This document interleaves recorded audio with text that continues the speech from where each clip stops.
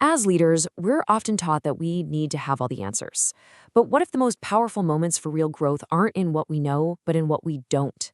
In this explainer, we're going to explore an idea that's really central to presence-driven leadership, how the gaps in our understanding aren't failures, they're opportunities. We call this the generative loophole. Okay, so let's just dive right into the core question of this whole thing. What if the limits of what we know, those frustrating blank spots in our strategies or our worldviews, what if they aren't actually problems we need to fix? What if they're intentional openings, features that are designed to help us evolve? Now, this idea, the one that says our blind spots are features, not bugs, it really runs counter to a very powerful human instinct, the search for certainty. We see this drive for certainty all over the place. Think about science's huge quest for a theory of everything, that one single formula that could explain the entire universe. But we see it in our own leadership too, don't we? We're always looking for that one framework, that perfect strategy that's going to make everything finally click into place and get rid of all the uncertainty. But if you look at history, this search for a final, perfect theory is, well, it's kind of a mirage. One big idea might hold on for a while, but then a little anomaly, a little loophole starts to show. And that tiny gap becomes the very birthplace of a new, bigger theory that just consumes the old one. And that dynamic right there, a gap leading to a whole new level of understanding, that brings us to our central idea, the generative loophole. The 18th century mystic, the Baal Shem Tov, made this pretty remarkable statement.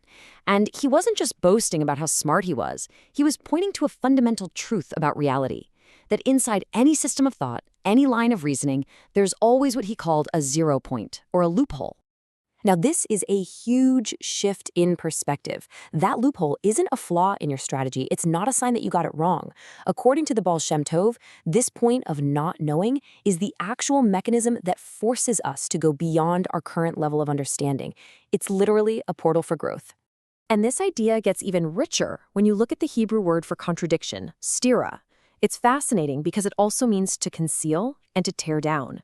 So what that tells us is that the contradiction actually conceals a hidden path. And by really engaging with it, we get the chance to tear down an old way of seeing things, so we can build something new and more expansive in its place. So these loopholes, they aren't just empty spaces. They're active passages. And both ancient and modern thought give us these really powerful metaphors for understanding them as portals to the unknown. The book of Job has this absolutely stunning poetic image. It talks about a path that even a bird of prey, with its incredibly sharp vision from the highest possible vantage point, can't see. This represents a way of knowing that's completely beyond our sharpest perception, a hidden route to deeper wisdom that you just can't find by analyzing things from a distance. And what's so amazing is how this ancient, mystical idea of an unknowable path lines up with a modern concept like the black hole. I mean, both of them represent a kind of generative void, a point where all the known rules just break down. And that breakdown creates the potential for something totally new to emerge. The black hole is really a powerful physical metaphor for the Baal Shem Tov's conceptual loophole. Okay, so if these loopholes exist, how do we navigate them? This isn't just some intellectual puzzle we can solve. It requires a really specific inner quality, a particular way of being. And this brings us to the Kabbalistic concept of Hod. To actually journey through these gaps in our knowledge, these vital spaces of not knowing, we have to cultivate a certain internal state. In Kabbalah, this quality is called Hod, which can be translated as splendor, acknowledgement, or sincerity. It's really about how we hold ourselves when we're faced with uncertainty. So what is Hoda made of? Well, it has a few key attributes. Hoda means both acknowledgement and gratitude. Vadai is confession, admitting what's true, and that includes our own limits.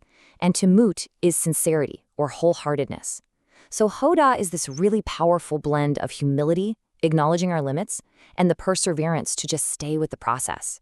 It's the capacity to engage with total sincerity, even when we don't have the full picture. All right, let's try to bring all these ideas together into a practical metaphor. How do we actually put this into practice? We can think of it as walking the unknowable path. So in the Kabbalistic framework, Hod doesn't work alone. It's partnered with another quality called Netzach, which means victory or perseverance. Think of it this way. Netzach is the right leg. It's the drive to move forward, to achieve our goals with commitment. Hod is the left leg. It's the ability to concede, to acknowledge our limits with sincerity. One drives us forward, the other grounds us in what's real. The sources describe them as two halves of a single body, which just captures this dynamic perfectly. You can't walk effectively with only one leg, right? Blind forward momentum without acknowledging reality, well, that's just not sustainable. And on the other hand, just sitting in acknowledgement without ever moving forward, that leads to stagnation. Real, presence-driven movement requires both. And this is the crucial point. What we might call upright living isn't about having all the answers. It's not about arriving at some final destination where we have perfect knowledge. It's the dynamic, balanced process of walking, of taking the next step with both the perseverance of nutsack and the sincere acknowledgement of our limits that is hot. And so that leaves us with a final question to reflect on. In your work, in your leadership, in your life, where is that contradiction, that puzzle you just can't seem to solve? Where is the generative loophole, the next space for becoming, waiting for you to step into it?